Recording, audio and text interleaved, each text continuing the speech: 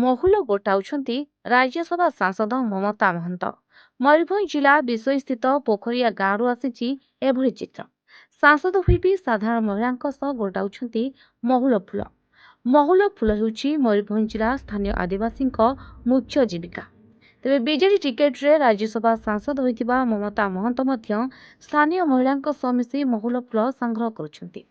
ମମତା ମହୁଲ ଫୁଲ ସଂଗ୍ରହ କରୁଥିବାର ଫଟୋ ଏବେ ସୋସିଆଲ ମିଡିଆରେ ଭାଇରାଲ ହେବା ଲାଗିଛି।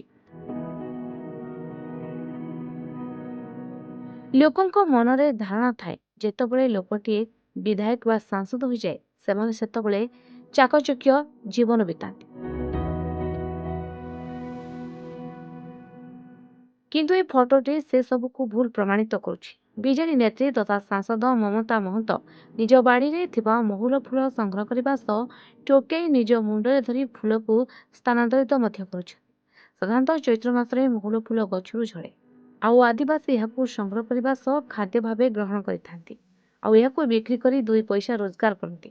ଆଉ ଏହି ସମୟର ଫଟୋକୁ ସାଂସଦ ନିଜ ଫେସବୁକରେ ପୋଷ୍ଟ କରିବା ସହ ଏହା ତାଙ୍କୁ ଆନନ୍ଦ ଦେଉଛି ବୋଲି କହିଛନ୍ତି ସାଂସଦ ମମତା ମହନ୍ତ।